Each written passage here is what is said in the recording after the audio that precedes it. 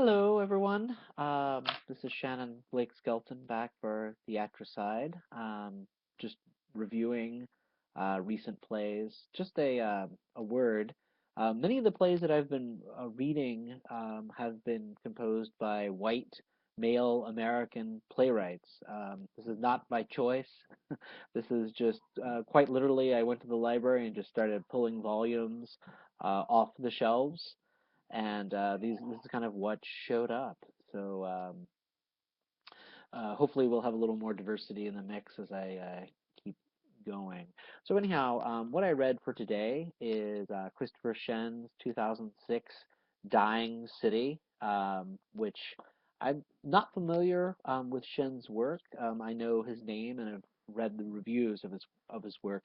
Um, the play itself concerns three characters, Peter and Craig, who are identical twins in their 20s, and then Kelly, who was Craig's wife. The play toggles back and forth between January 2004 and July 2005. We have one character named Craig. He is a Harvard graduate, as is his identical brother, Peter. After graduation, Craig enlisted in the military and has been sent multiple times to Iraq. His brother Peter is an actor and works both in stage and film. And Kelly is Craig's wife. Um, and what the play deals with is, as I said, it goes back and forth, and it deals with the effects of the various wars that occurred during the Bush administration, primarily the invasion of Iraq after September 11th and the fallout from that. So at the beginning of the play, we meet Kelly, and Peter has come by. We learn that Kelly is a therapist, and but she's withdrawn from many of her circles of friends, and has not been in touch with Peter. Through their conversation, we learn that Craig was killed in Iraq. Um, there are many questions on exactly how or why it happened, but some people suspect that it was an accident, it was suicide, perhaps friendly fire, what have you. So there's a little bit of mystery to it. Um, so through their conversations, we learn about the funeral, we learn about Craig's death and how they felt about him. Then we move back in time to January 2004, and we have the same performer that plays Peter, the actor brother, now playing Craig, the man who will be killed overseas. And we get to see the interactions between Kelly and Craig. And we also start getting a sense that Craig himself has a very dark side that's driving him, and perhaps it's not something that he has gained from being in the military, but something that perhaps was impressed upon him as a child. Both Peter and Craig had an abusive um, father, and we learned through that Craig has some very dark predilections. So the play itself is interesting because I think that it really tackles the effect war has on individuals, um, and how it helps, how war helps inflame those human dark drives that we have for destruction, and gives them a place to be enacted.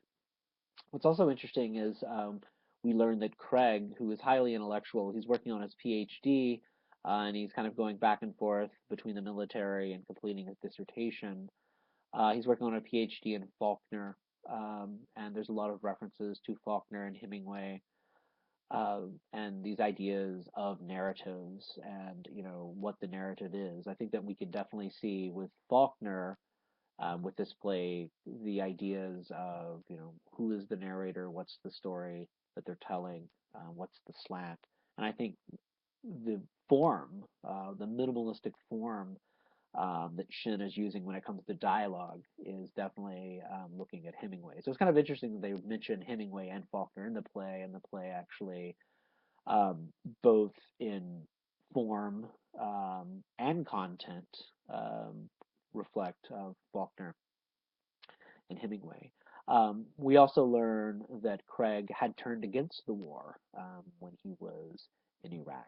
Um, but toward the end of the play, we start learning that through various emails that Peter received from his brother, that these dark drives had really started to haunt Craig, that he had certain drives to demean and brutalize and humiliate women. And that is interesting because we also learned that Craig had become quite focused on one of Kelly's patients that she was seeing in therapy, who would incessantly rattle on about the women that he had had sex with and kind of what he made them do and so forth.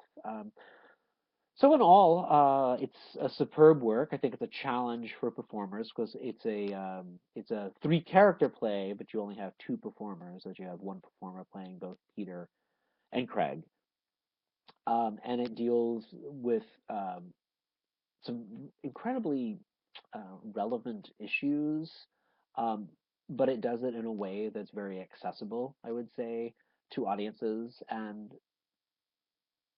the conversations themselves are really quite memorable as well. I think it's a superb work. I think I just finished reading it, so I feel like it's one that's going to kind of reverberate with me and kind of kick around a little. But it's one that I would certainly love to see with a pair of 20, 30 something year old actors taking on these roles because I think it is a compelling story and I think it's an important story. And it's theatrically would be really fascinating to see. So, so the play is Christopher Shinn, Dying City.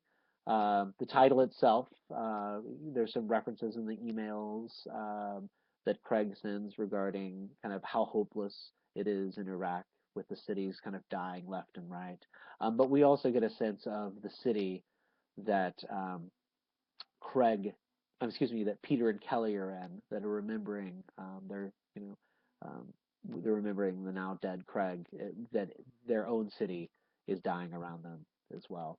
Um, yep. So I would definitely check it out. It's certainly a strong one of the strongest plays I've read from the last 10 years. All right. Thanks.